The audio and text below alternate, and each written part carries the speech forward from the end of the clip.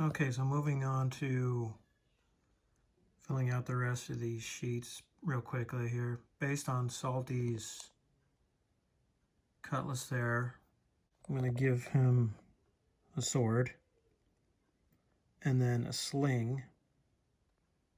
And for armor, since he doesn't have any armor, I'll give him a buckler. And for his sling, I'll give him lead slingshot, which helps in his sling attacks.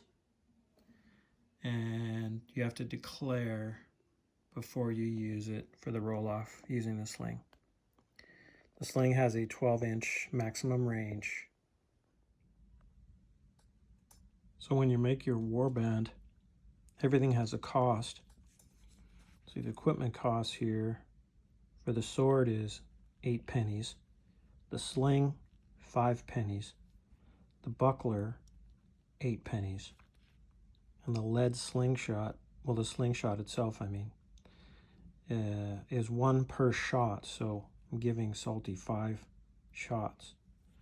So the total equipment cost is 26 pennies. And then Salty himself costs, as a mouse, costs 24 pennies. So the total cost for Salty in the warband is 50 pennies. I made Salty a little label. Actually, I made all of them little labels to make it easier to ID them during the game. Now Jinn is our little samurai. We're going to give him a katana, which is basically a sword. Because he's a second, he gets a skill. So we'll give him weapon skill +1 to strike and block, because he's really good with his katana and his auxiliary blade. If he had a second skill, we could give him the dual wielder, or whatever it's called in this game.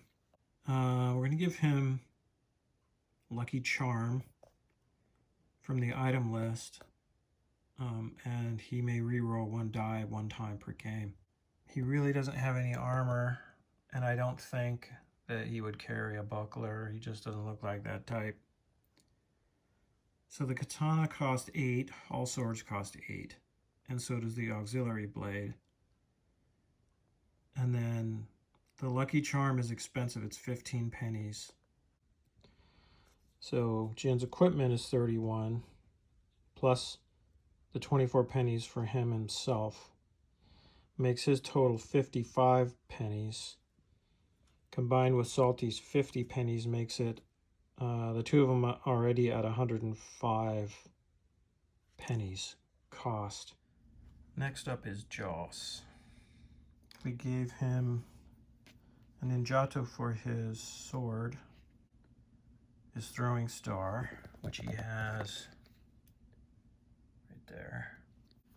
And he's going to have 3 of those stars. For an item, he's going to purchase pain poison, so he can coat his stars with the pain poison.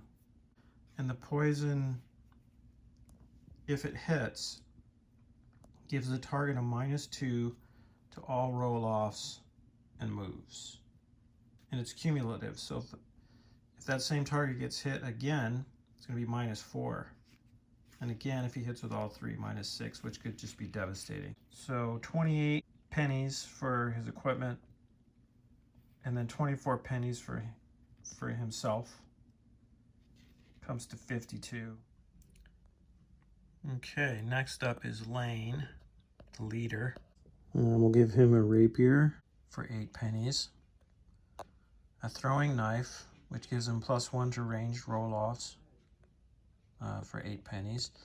A buckler, which gives him +1 block, and that's 8 pennies. And a healing potion for 5 pennies. Because he's a leader, he gets an upgrade on his block from a D4 to D6, and he gets a skill which will choose parry for a +2 block. 29 points for his equipment. Sorry, 29 pennies. And then 24 pennies for himself is 53. I realized that you could, you know, you're allowed to take all 6 slots for all the characters, but just for this, to make it easy,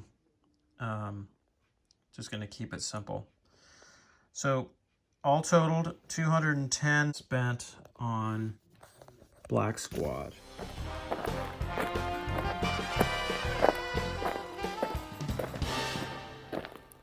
All right, now we'll move on to Yellow Squad build with Joffrey, our little wizard guy here. Keeping him simple, we're going to give him a spell, 2 spells actually.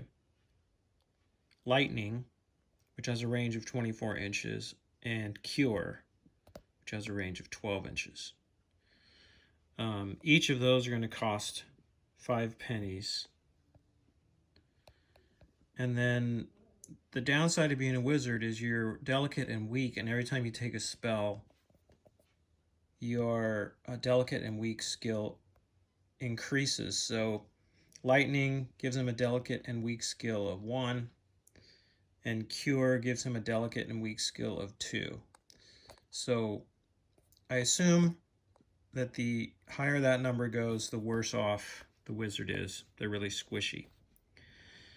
So to help with the squishiness, we'll give him a special talisman, which you roll 1d8 and you subtract 1d8 wounds from your first wound, and then the talisman is discarded. So it's like a single use.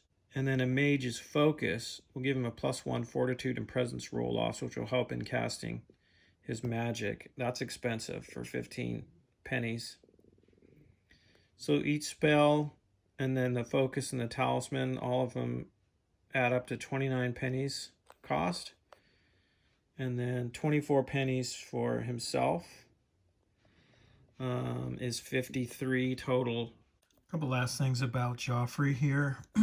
Just for narrative purposes, for color, his focus will be his wand. Right there.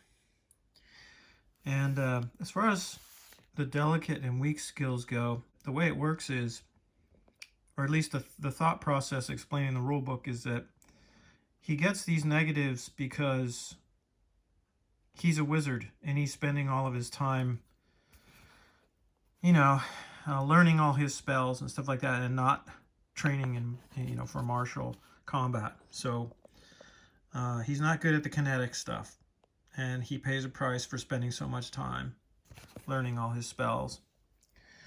All right, so now we're going to move on to Lee,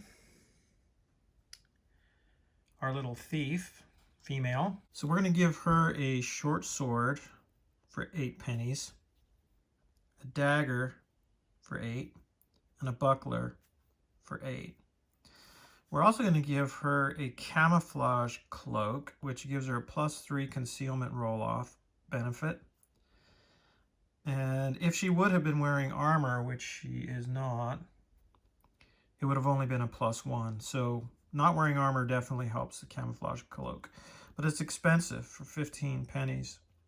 So all totaled, Lee's equipment costs 39, plus her 24,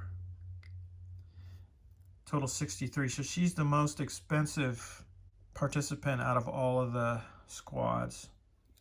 We could, if we wanted to go strictly by the miniature, we could say, oh, she doesn't have the short sword, but she does have the dagger as far as the miniature is represented.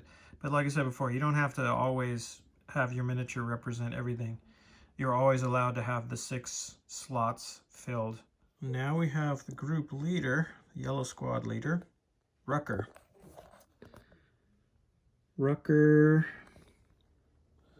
we'll give him a short sword and a sling and some lead slingshot to go with that. So since Rucker's a leader, he gets an upgrade on his block from a D4 to a D6. And I don't think it's necessarily a block, it's just one. You can upgrade one ability along this row right there.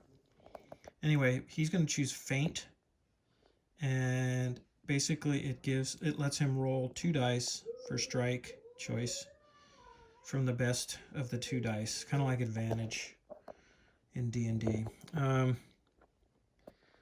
And the slingshot gives him a strong 1 for sling attacks. So his equipment totals 26 pennies, and himself 24 pennies, for a total of 50. So last but not least is Sayah. She's the second for Yellow Squad. We're going to have to go easy on her as far as pennies goes, because Lee was pretty expensive, and Joffrey combined. So Sayah will get a short sword for 8, a dagger for 8, and a buckler +1 block for 8. She's a second, so she gets the dodge skill, which is +2 to her nimbleness. Just trying to keep it simple. The fewer slots filled in, the less things we have to forget here, just to get the basic mechanics of the game going. So her equipment is 24 pennies, and she's 24 pennies herself, totaling 48. That brings Yellow Squad to 214 and Black Squad to 210. So 4 points over Yellow Squad. Now the book has mechanisms for squad ratings, which won't really apply here because we haven't done a campaign. So next step is going to be painting these guys and gals here. It's going to take me a few days to do that. I'm not the world's fastest painter. And then we will try this playtest.